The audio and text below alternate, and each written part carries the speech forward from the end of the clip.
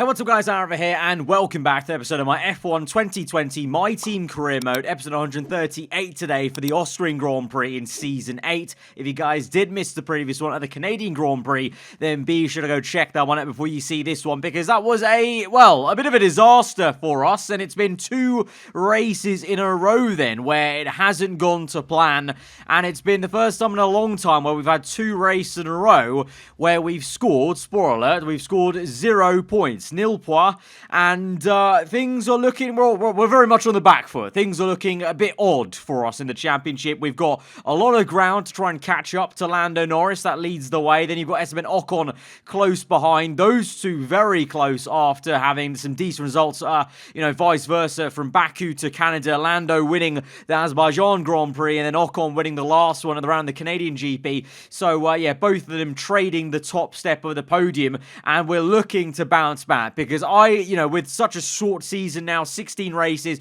I think after this one we'll be just about then halfway through this season. We cannot afford a 3rd race in a row where we're scoring no points. So we need to buck up. Austria usually is actually a very good circuit for us as a team with the FOM car. It usually does well around there. And Austria as a whole has been a good hunting ground for myself as well. Usually aggression and aggressive strategies pay out here with the 2-stop working a lot faster than the 1-stop all the time around here. So looking forward to it, and I think we can bounce back, and we will, and we kind of have to, and have that determination that we're definitely not going to have a 3rd bad race in a row. Obviously it could happen, but I'm just not thinking like that. So we're going to dive straight into Saturday then and see what we can do. But like I said, the FOM My Team car has always felt pretty good around Austria. There's a certain few circuits where it doesn't feel as good. One of them is the next circuit coming up, Silverstone, but Austria, we've always gone quite well around here, and Schumacher going very well indeed in the first part of qualifying there, top of the table. But look at that, George Russell up into 2nd place there, not too far off in the Alfa Romeo, then followed by the 2 Mercedes cars. Ferrari lacking some pace, and then also Lando Norris down there in P13. His teammate Carlos Sainz knocked out, so at the Red Bull ring, one of the Red Bull cars has been knocked out. No surprise it is Sainz, because he's been struggling versus Lando all season ever since he moved to Red Bull, but surprised to see Lando down there in P13, so we'll have to keep an eye on that. And also the McLaren cars, Hamilton down the order, and Ocon not looking too quick, so let's watch out. It might actually be, could this be a circuit where we've come here in Season 8, and McLaren and Red Bull just aren't that quick around this circuit. It happens, obviously, with maxed out cars. The performance and the pecking order very much is dependent track to track, and so let's hope maybe this is just a track where McLaren and Red Bull don't have the strengths. Maybe you saw there our car up there with Schumacher is strong, Mercedes up there as well, and George Russell was just doing his thing and vibing as per usual, driving the wheels off that wagon in the Alfa Romeo team. But for us in the second part of qualifying, going quite well now at the moment, P2 and P1 for the team there. As we go to the end of the session though, eventually it's going to be P5 for me, Schumacher and P2. Ocon does speed up and show, okay, maybe we're getting ahead of ourselves a bit too much, because Lando's also there in P4, Ocon P1, so maybe the dream of our 2 main rivals in the championship being slower this weekend are probably dashed out the window. But what I can say is Schumacher looks strong there. We look pretty alright. I mean, we're not quite there yet, need to find that extra 10th in Q3, but we're there in the top 5, so I think this is going to be a very close fight. And the thing with Austria is it's such a short circuit. It's so hard to find time, but it's also so easy to lose time. So things are going to be massively close in this top 10 shootout. But the car is quick, and we've also got the spanner in the works. It looks like George Russell is looking very pacey, because he was in the top 5 there again in Q2. So now here we are then in the top 10 shootout, and the first blow goes to Schumacher and Gasly there. As we go to the race screen halfway through the session, then Leclerc actually comes back through. He didn't look too quick in Q2 either, but he's now on provisional pole position. Obviously, he was out of the race, last time out, so looking for some revenge, maybe, and looking to bounce back strongly. So right now, Leclerc is on provisional pole. Schumacher was in P2. We're down in P5 as it stands right now, sandwiched between Ocon and Hamilton, although Aitken's just gone P7. I think that must mean that Hamilton has gone quicker. I'm not too sure where, well, Norris is in P8 then, so Norris has to improve. I'm looking to improve. Ocon, I don't know whether he's finished finished his second lap or not. Leclerc goes quicker, so he's even improved his pole lap by even more. So here we come through now, the final corner. Ocon has improved, Norris has improved. We need to make this good. Nearly 6/10 gain there. It is an improvement, and it's enough to place us up into the second row of the grid. Really happy with that, actually, because although, yeah, we've been beaten by our teammate Schumacher, fair plays, you know, getting to grips with the car, obviously, in the last few episodes, and Leclerc has looked rapid here in Q2 into Q3 there. Schumacher could have got pole, actually, looking at that. I thought, actually, the margin was a lot larger, but no, it's actually very, very close, like I said it would be. So I'm happy to be in P3. We're ahead of Norris, we're ahead of Ocon, so that's job done. The first half of the job done, out-qualifying our two main rivals. But it's going to be a very interesting race. The strategy is going to be very important. It is a 1v2 stop, but unlike maybe other circuits where there's one clear winner, it's a little bit close here around Austria because the tyre wear is high, but also, even though it's such a short but open layout circuit, you can get stuck in a lot of traffic just because of the nature of the DRS straight. So that's going to be one to watch, but at least we're ahead of them at the start, and we know we can get a good race start, hopefully. Oh, well, hopefully we're hoping for the exact opposite of Canada, where we had, you know, a bit of a gearbox bogging down issue, and we get away well on Sunday. Let's go to the grid. Good afternoon and welcome to Spielberg, and to a circuit that in one form or another has held every Austrian Grand Prix in the championship, except the very first back in 1964. It was at this race that John Watson lost a bet and his beard when he took Team Penske's only F1 victory in 1976. If anything, the stakes are even higher today, with 25 points available for victory and a crucial advantage in the championship fight. It's one of the shortest laps on the calendar today then, with 7 rights and just 3 lefts, making up the 10 corners of this high-speed circuit. Turn 2 is barely a corner at all. They'll be flat out through there, a left-hand kink into the uphill braking zone of Turn 3. Turns 1, 3 and 4 are all potential opportunities to overtake. Joining us today to oversee all the thrills and spills, it's Anthony Davidson. And great to see you. How are you feeling about the race today, and how are the circuit conditions from what you've seen? Well, it's looking a bit cold out there, if I'm honest. These tyres have quite a narrow operating window in terms of the temperatures they need to extract the best grip. So with a cold track surface, it's going to be harder to keep those temperatures up, which will lead to lower grip and maybe more mistakes. With the race minutes away from starting, here's what today's grid rundown looks like. Charles Leclerc lines up on pole position, and Mick Schumacher completes the front row. Looking down the rest of the grid, we have the owner driver, Norris, Esteban Ocon, and Russell, Gasly, Hamilton, Aitken, and Lance Stroll, Verstappen, Bottas, Alexander Albon, and Giovinazzi, Matsushita, Kvyat, Carlos Sainz, and Nick de Vries, Latifi, Magnussen, Giotto, and Guan Yu Zhou. Which of these talented drivers will come out on top today? Right, well, we have a really good chance today to try and make up ground in the championship. We've only got 2 cars ahead of us on this starting grid. I mean, that's still 2 cars we have to overtake, but, you know, we've got a really good starting point here on the starting grid. As I said, you can see there, 1v2 stop with 2 sets of softs and a medium for the 2 stop, and 1 set of hards for that 1 stop. I am going to go and choose the 2 stop as our selected strategy. Whether I stick to that is another thing, but looking at back how the last few seasons have gone at Austria, I honestly think the 2 stop is the way to go, because that hard tyre, you're going to be so slow at the end, even if you can eke it out. So I think that's going to be the way to go, and I think we need to just be positive about, you know, going quick and aggressive at the start here and hoping to pull away maybe. You know, that's got to be the aim. We're going to try and almost aim for the first place. Nothing will do apart from that, and then we'll just kind of see where we end up, essentially. We've got some really quick cars, though, behind us. Obviously, Lando and Esteban Ocon are going to be there, but you've got George Russell in the Alfa Romeo, and even Jack Aitken in the Williams didn't too bad,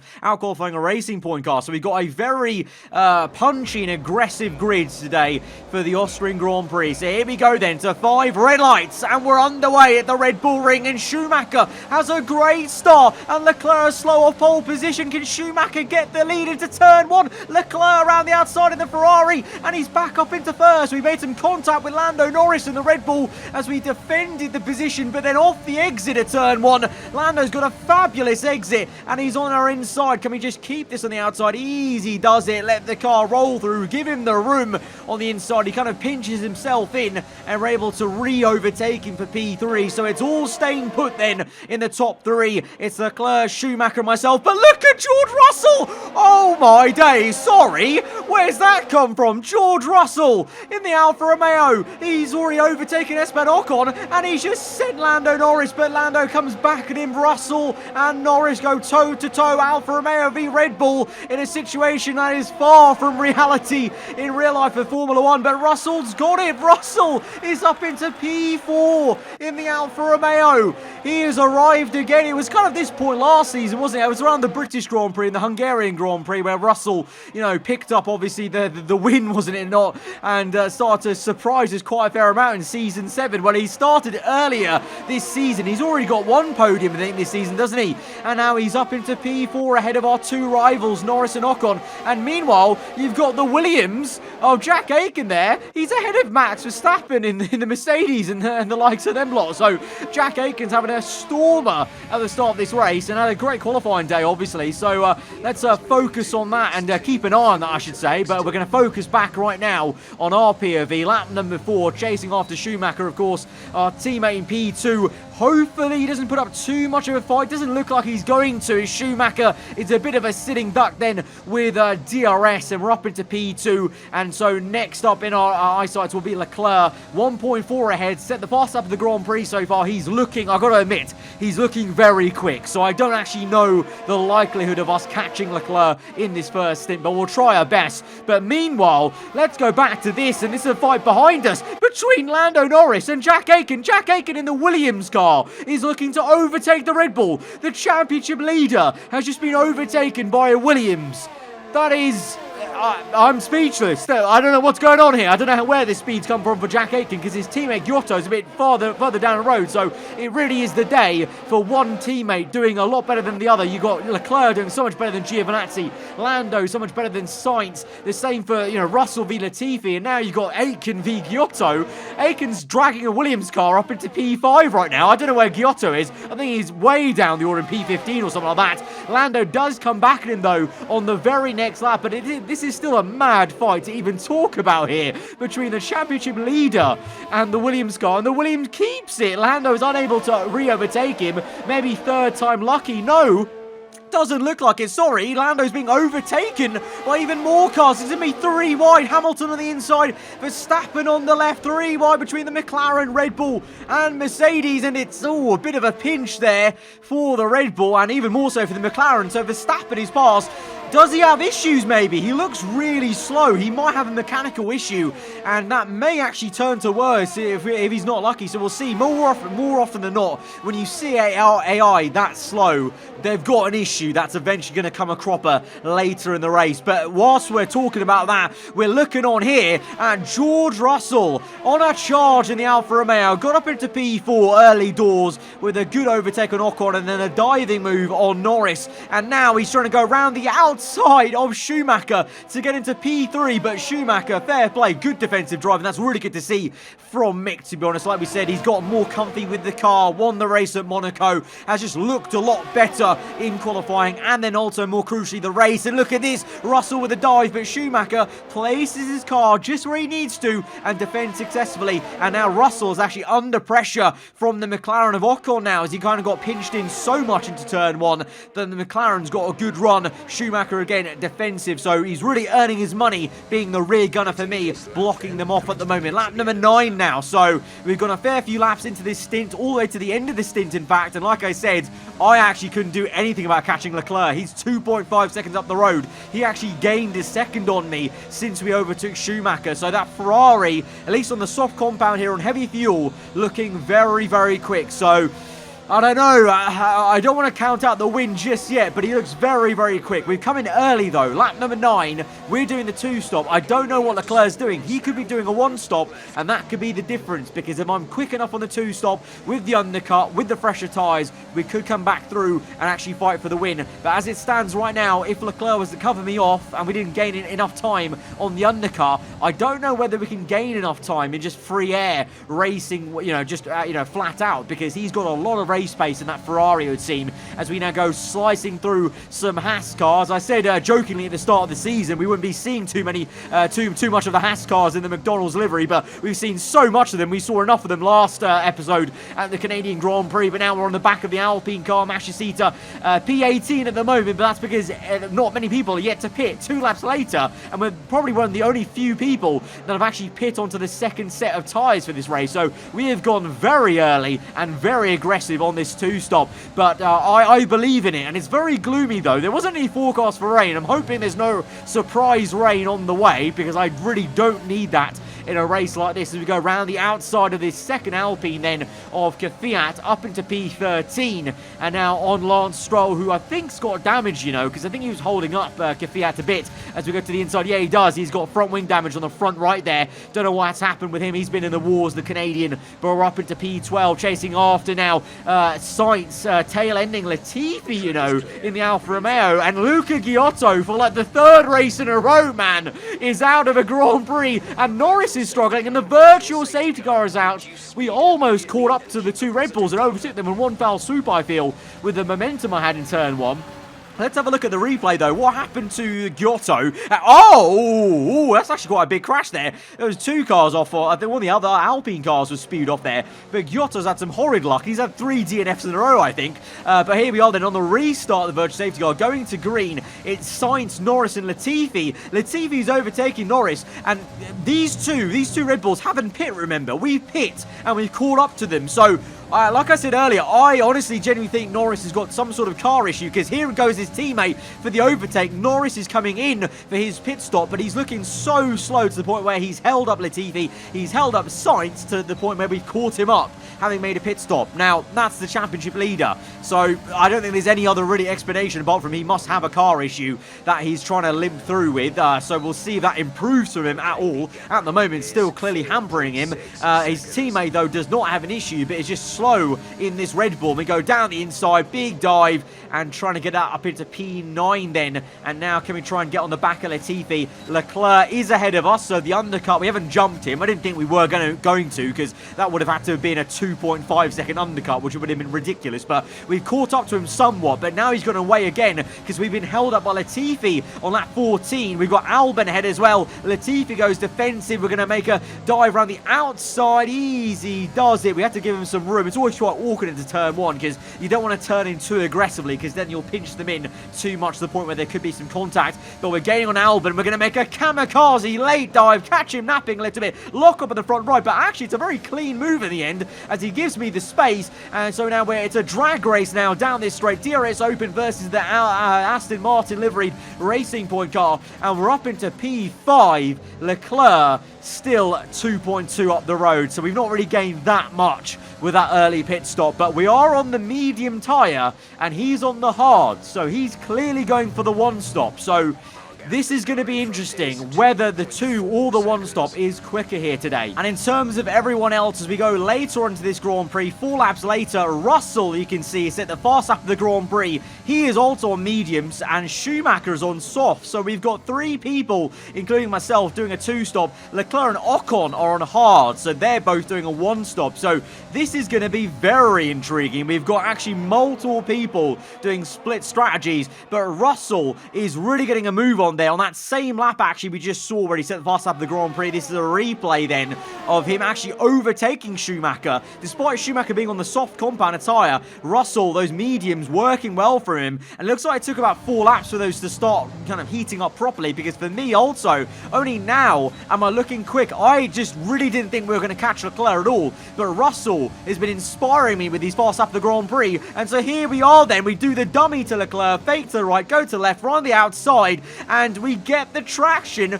and we actually completely do Leclerc on the exit, and we're up into P1. The pace has come out of nowhere. These medium tyres have come alight, and it's the same for Russell, who goes and now looks to overtake maybe even Ocon as well, and get himself up into P3 in this Grand Prix, because Ocon actually jumped both Schumacher and Russell in the pit stop phase, so good work there from McLaren. But in the end, the medium tyre working well, and Russell is into a very decent P3. I'm liking this vibe, because Russell's looking so quick here. Now, this has given me some confidence that the 2-stop really might be the way to go, but as I say that, we cut later on, not too far away, really, from that lap where we overtook Leclerc, and he's all over the back of us, and we're actually coming in on this lap. The tyre wear has kicked in a bit too much for the medium tyres, lap 24, so only 4 or 5 laps later that is, and we're in now for that final stop, and I've come in a bit earlier maybe, because I was maybe aiming for lap 26 for a now nice round even 10 laps on the soft compound tyre at the end, but those mediums start to fall away for me at least. Russell still looked pretty quick, but Leclerc, you saw there, I defended against him so much in the second last corner, so we didn't build a gap to Leclerc. So, you know, we've got it all to do. The time we're losing in this pit stop is the exact time I have to regain on Leclerc, as Bottas now is out of the Grand Prix in the AlphaTauri. I don't know exactly where that is or why, as Hamilton is now making a dive on us on the inside. We've got cold tyres, of course, just out the pit lane, and we go defensive a little bit on the outside. There is Bottas then stricken on the left-hand side, but later in the same lap, the full course safety car is out. Is that for Bottas then? A delayed safety car for Bottas, stricken on the left-hand side. This is such poor timing. No! No, it's because Lando Norris, the championship leader, is out of the Austrian Grand Prix. What's going on here? Is that mechanical issue finally come across? Is he retired from the Grand Prix? He was so slow in the first part of this race. I wonder, has that finally been the nail in the coffin? And is that engine just blown up or something? I don't know. He's fighting the Racing Point in the replay. Oh, no! Lando Norris has made a catastrophic error. He's got into the side of the Racing Point car, and he's taken himself out. The Racing Point continues out the gravel trap. Norris is just taken himself out as he's broken his front left suspension and wheel, and he's out. The championship leader is out of this Grand Prix, and I'm pretty sure Hamilton, the minimap, looked like he hit the safety car. I'm pretty sure he just did. We've got a replay now, so let's have a look at this. I go past the safety car. To be fair, I got quite close to it because I wasn't sure if it was going to hold us up, but no! Oh! Hamilton actually did hit the safety car. Lewis Hamilton's driven straight into the back of him. It didn't take him out like it did to us in Season 7 at Suzuka, but Hamilton loses a big chunk of his front wing, and Gasly's probably thinking, what on earth am I watching up the road? He just drove straight into him. Meanwhile, up the road, Ocon and Russell are there. We've got Leclerc in first place, Russell second, Ocon third. None of them yet to pit. I would have thought Russell would have pit for his second and final pit stop under the safety car, so I don't know what he's playing at. Ocon and Leclerc going long, obviously. But interestingly enough, on lap 27, we get a very odd radio message that I've not heard before in this game, I don't think. Just so you know, we're getting some strange readings from a couple of the sensors. I don't think you need to be worried. It's just some bad data, so keep doing what you're doing, and I'll let you know if we notice any genuine problems. So that's a very weird radio message to get. If this was F1 2021, the new game, I would have been worried maybe about a player failure inbound, but of course there are no player failures on this game, so just an odd message for my engineer to give me about some sensor issues, but we're still in P4 here. Like I said, that is the pecking order up the road. We've got 2 Mercedes cars behind us of Gasly and Verstappen, and Russell, it's lap 28, and he's not come in on the safety car. We're now going to green. So I don't know what Russell's playing at. If he's still going to make this second pit stop for his 2-stop, this is a really big cock-up from the Brit in the Alfa Romeo. I have a hunch. We've already got 7 laps to go. I kind of get the feeling Russell's going to try and do a bit of a Mazzolini here and try and go to the end on mediums and do a one-stop soft to mediums, which would be kind of bonkers considering I've got so much tyre wear that I felt like it was a 2-stop with 2 sets of softs.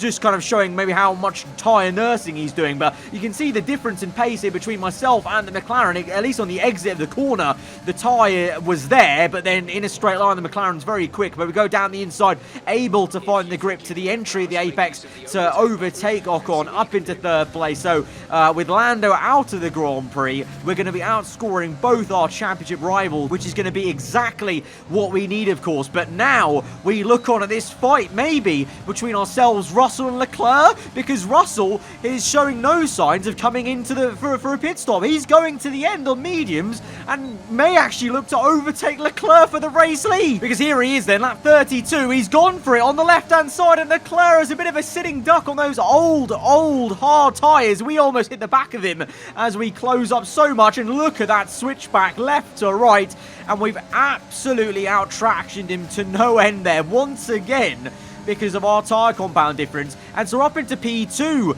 but now the thing is Russell's in the lead and he's doing an alien job of protecting his tyres, and you can see the gap is about half a second here. We've got DRS, but Alfa Romeo, you guys have known if you watched on at least the last season or two, this Alfa Romeo seems to be very quick in a straight line, and he's just doing enough to out-traction us and keep that pace. So I'm finding it difficult. We're closing up a little bit, but then in sector 3, the last sector, as we go down the crest on this right-hander, we're losing. This is where we're losing all the time to him. Just on the corner exit alone, he's gaining 2-3 tenths, and it's just something I can't match. I don't know what to do. The AI are just so good off those corners. And so here we are then on the last lap of the Grand Prix. Again, we've caught up to Russell. This is as close as we have ever been to our fellow Brit in the Alfa Romeo car. DRS open, ERS going. Obviously, Rich Mix this entire time. Can we go for the move? He goes defensive. We go around the outside here. It's a big lock-up from him. It's a lock-up from us, and we're just unable to switch it to the inside.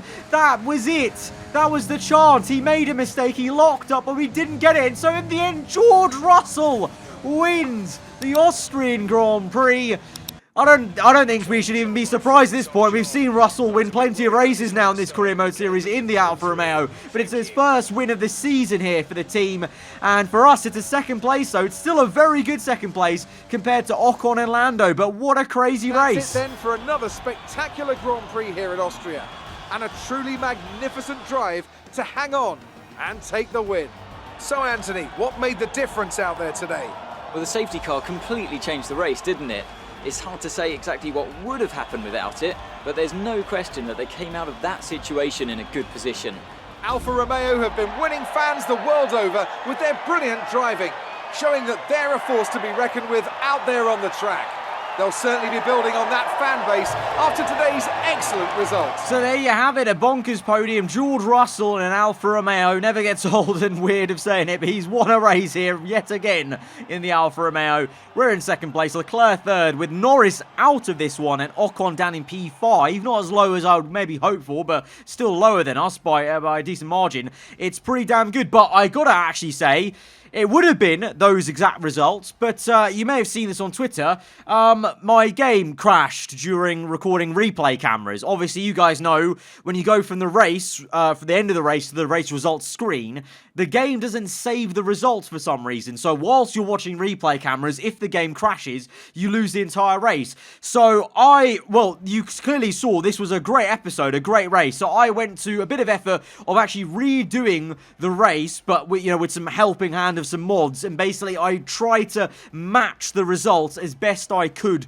behind the scenes. So this is the alternate race results that we are now moving forward with, but you can clearly see I've matched the podium of Russell, myself and Leclerc. Ocon I've matched in P5, and Norris is out of this Grand Prix. So in terms of in relation to myself, Ocon and Norris, the only thing that's changed here is I think I've got the fast lap of the Grand Prix, so I got one extra point. So the gaps between us in the championship are going to be exactly the same, barring one extra point that I'm getting in this actual result that we're getting today. And then you've got some little nuanced differences of Hamilton being up in P4 instead. Schumacher, instead of P10, he actually got P8 then in the end in this race of ours in the kind of redo. So hope that makes sense. Essentially, I redid the race, tried to match the results as best I could. We did exactly match the results of myself, Ocon and Norris, and Leclerc and Russell. So hopefully that's not not too much of an issue. You know, obviously, hopefully you guys can understand. You've been there before with me in previous episodes where where the game's crashed and I've either had to redo the entire race, which is obviously a massive pain in the arse, or we've just kind of firmed the weird alternative results. This time we kind of did a hybrid. I redid the results off camera as best I could, you know, very quickly with some kind of modding involved as well, and we matched the results there basically. So in the championship then, it would have been also, either way, would have been Ocon taking the lead of the championship ahead of Norris by 8 points. And in the version I recorded, I actually have 12 points back from Ocon. In this one, going forwards in our career mode save, we've got 11 points. So you can see, you know, near enough, it's basically the same thing. Russell got the 25 points, got the win, up into P4. Very, very lofty heights for the Alfa Romeo man. He's doing absolutely insane. Hamilton P6 with his P5 result. Leclerc up into P7. Schumacher down the order with Leclerc getting the podium there. So that was a bonkers and really, really fantastic Austrian Grand Prix. Great for us to gain some decent points on Ocon and Norris. Not as much as I would have hoped for on Ocon, obviously, but the fact that Lando went out the Grand Prix is a massive thing for us. And so now the Frenchman is back in the driving seat of this championship. Constructors-wise, McLaren still lead the way. So me and Mick has still got some work to do to try and come back at the British outfit, but we'll try our best. And next time, it is the home race. So that is always going to be a crazy one. Always a bit of a bogey one for me, but let's see how it goes. Last time out, obviously, we had a very good race where we actually won it in that special one-off Quadrant livery. So let's hope we can have more of the same for this Season 8. But till then, guys, if you have enjoyed this one, hit that like button. Let me know what you thought in the comments below. If you're not around here, do get subscribed for weekly Formula 1 content. I'll see you guys next time. Goodbye.